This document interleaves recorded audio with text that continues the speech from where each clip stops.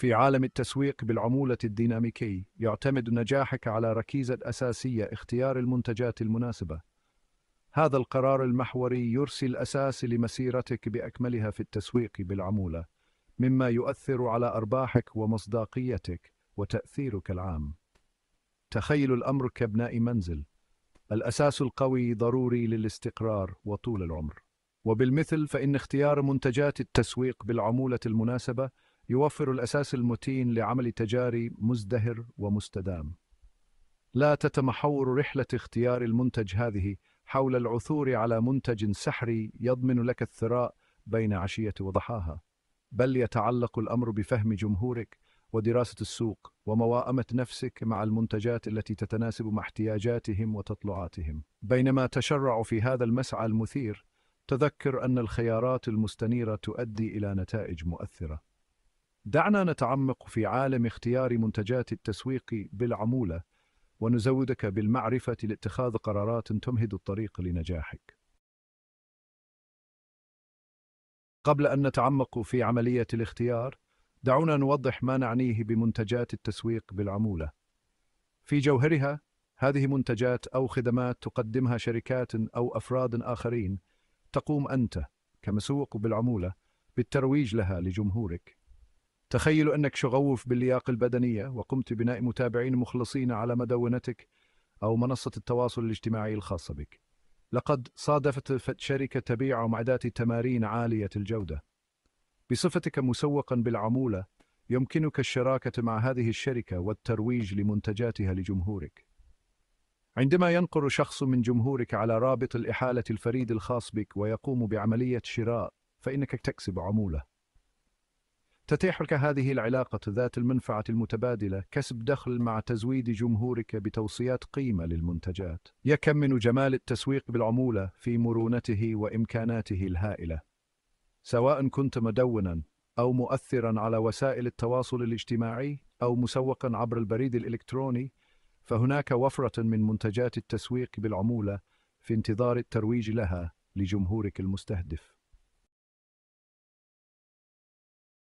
الآن، بعد أن فهمت مفهوم منتجات التسويق بالعمولة، دعنا نستكشف المعايير الرئيسية لاختيار المنتجات التي تجد صدى لدى جمهورك وتحقق المبيعات.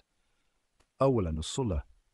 يجب أن تتوافق المنتجات التي تختارها مع مجال تخصصك واهتمامات جمهورك. إذا كان جمهورك يثق بك كمصدر للمعلومات حول الحياة المستدامة، فإن الترويج للمنتجات الصديقة للبيئة سيكون مناسباً بشكل طبيعي. ثانياً، الجودة. سمعتك هي الأهم. يعزز الترويج للمنتجات عالية الجودة الثقة والمصداقية لدى جمهورك. أبحث جيداً في المنتجات التي تفكر فيها، واقرأ المراجعات، وتأكد من أنها تلبي معايير التمييز الخاصة بك. ثالثاً، القيمة. قدم منتجات تقدم قيمة حقيقية لجمهورك. ضع في اعتبارك المشكلات التي يواجهونها وتطلعاتهم، وكيف يمكن للمنتجات التي تروج لها أن تحسن حياتهم. رابعاً، الطلب. استفد من المنتجات ذات الطلب الحالي.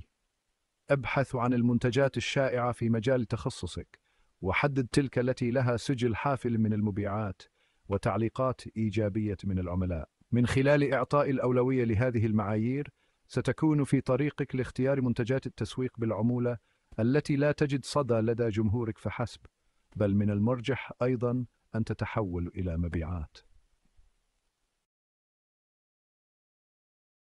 مع توفر عدد لا يحصى من منتجات التسويق بالعمولة، فإن العثور على مجال تخصصك يشبه اكتشاف خريطة كنز للنجاح. يمثل مجال تخصصك مجال خبرتك وشغفك والجمهور الذي تريد خدمته. أبدأ بتحديد اهتماماتك والمجالات التي تمتلك فيها معرفة قيمة. هل أنت شغوف بالتكنولوجيا أو السفر أو التمويل الشخصي أو أي شيء آخر تماماً؟ سيغذي شغفك جهودك، وسيتردد صداها مع الأشخاص ذوي التفكير المماثل. بمجرد تحديد مجال تخصصك الواسع، قم بتضييقه إلى جمهور مستهدف محدد. على سبيل المثال، إذا كان مجال تخصصك هو التكنولوجيا، فيمكنك التركيز على أجهزة المنزل الذكي أو سماعات الرأس التي تلغي الضوضاء أو أحدث الهواتف الذكية. من خلال التخصص في مجال معين، فإنك تضع نفسك سلطة في هذا المجال، وتجذب جمهورا مستهدفا يسعى بنشاط للحصول على معلومات وتوصيات متعلقة بخبرتك. القسم الخامس: إطلاق العنان للربحية، معدلات العمولة وإمكانات الكسب. الربحية هي المحرك الذي يقود نجاحك. تختلف معدلات العمولة اعتماداً على المنتج والمجال. غالباً ما تقدم المنتجات باهظة الثمن معدلات عمولة أعلى. المنتجات منخفضة السعر تولد مبيعات أكثر تكراراً. ضع في اعتبارك إمكانات الكسب وجهودك التسويقية. يكون المنتج الضوء المرتفع أكثر ربحية. ذكر أن التسويق بالجمول تطلب جهد متشاق. القسم السادس: الجودة فوق كل شيء، الشراكة مع العلامات التجارية ذات السمعة الطيبة. في عالم التسويق بالعمولة، سمعتك هي أثمن أصولك. يعد التوافق مع العلامات التجارية ذات السمعة الطيبة والمنتجات عالية الجودة أمراً ضرورياً لبناء الثقة والمصداقية لدى جمهورك. قبل الشراكة مع أي علامة تجارية، قم بإجراء بحث شامل. استكشف موقعهم على الويب، اقرأ مراجعات العملاء، قم بتقييم سمعتهم العامة في السوق. ابحث عن العلامات التجارية التي تتوافق مع قيمك، تقدم دعماً ممتازاً للعملاء، ولديها سجل حافل في الوفاء بوعودها. تذكر أن جمهورك يثق بتوصياتك. يمكن أن يؤدي الترويج لمنتجات دون المستوى أو الشراكة مع علامات تجارية غير أخلاقية إلى الإضرار بمصداقيتك وتقويض الثقة التي عملت بجد لبنائها. من خلال إعطاء الأولوية للجودة والشراكة مع العلامات التجارية ذات السمعة الطيبة، فإنك تعزز مكانتك كمستشار موثوق به، وتعزز احتمالية النجاح على المدى الطويل في مساعيك في التسويق بالعمولة. القسم السابع: الكمال في تحديد السعر، تلبية ميزانية جمهورك. يعد فهم ميزانية جمهورك المستهدف أمراً بالغ الأهمية عند اختيار منتجات التسويق بالعمولة، فالجماهير المختلفة لديها عادات إنفاق مختلفة وحساسيات أسعار متفاوتة. إذا كان جمهورك يتكون من أفراد يهتمون بالميزانية، فقد لا يتناسب الترويج لسلع فاخرة باهظة الثمن مع قدراتهم المالية. على العكس من ذلك، إذا كان جمهورك يقدر التجارب المتميزة وعلى استعداد للاستثمار في الجودة، فقد لا يتوافق الترويج للبدائل الصديقة للميزانية مع توقعاتهم.